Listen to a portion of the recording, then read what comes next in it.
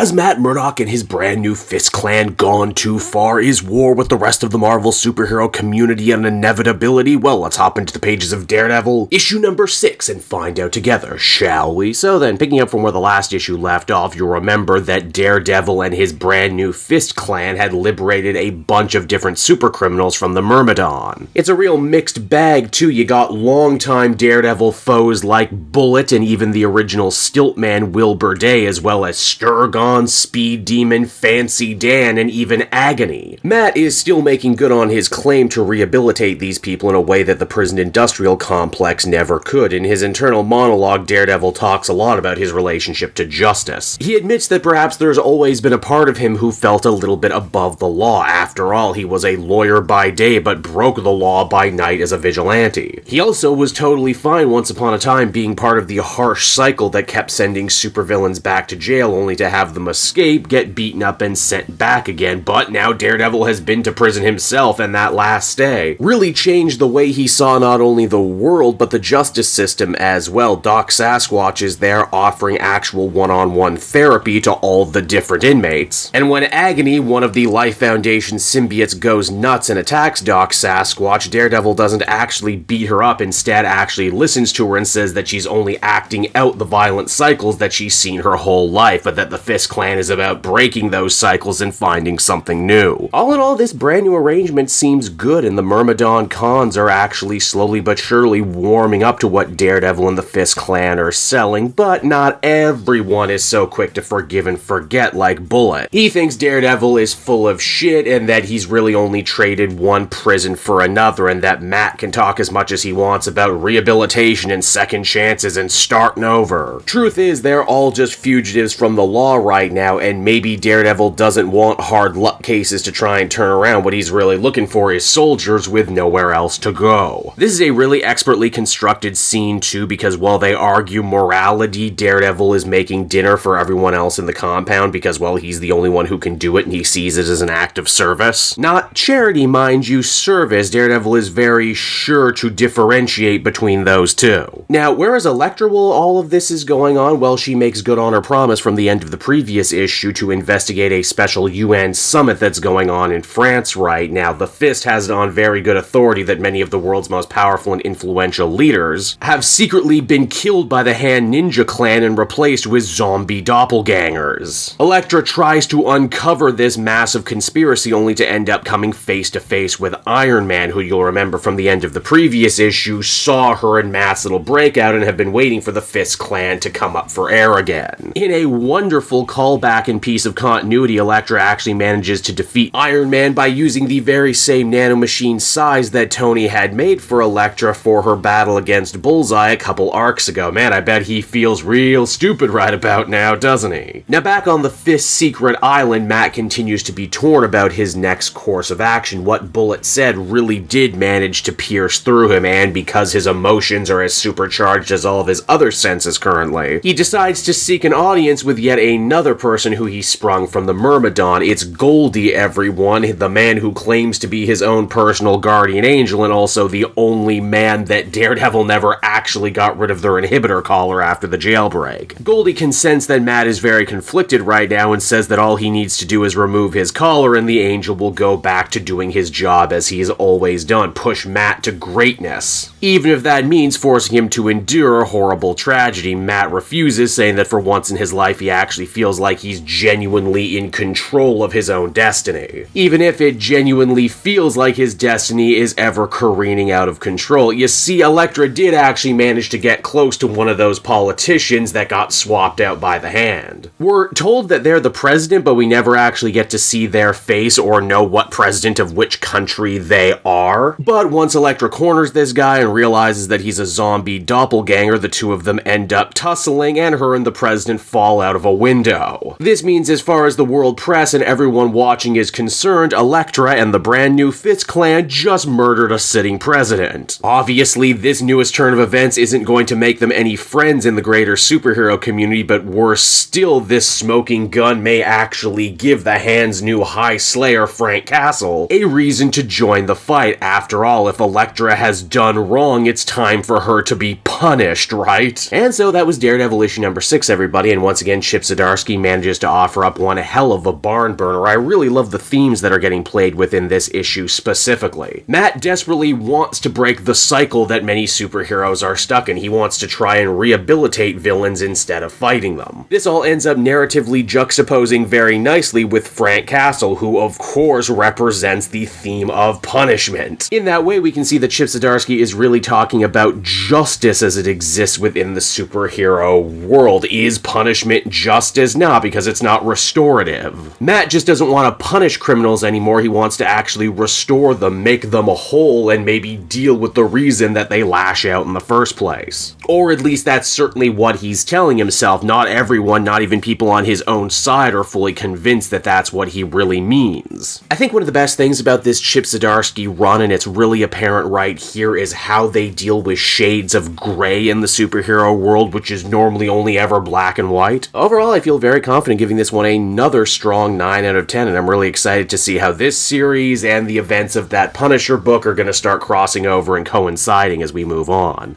Hey there everyone, Kate Joel again, and I just want to thank you so much for watching to the end of the video. It means a lot to me. And hey, if you enjoyed the book I covered in this issue and want some comics of your own, might I recommend Book Depository? It's my #1 place for shopping for comic book trades. You get a great price, and if you use my link down in the description, you'll actually be helping me out at the same time. You get something, I get something, everybody wins, right? So until next time everyone, I've been Joel, and I will see you in the next video. Bye-bye.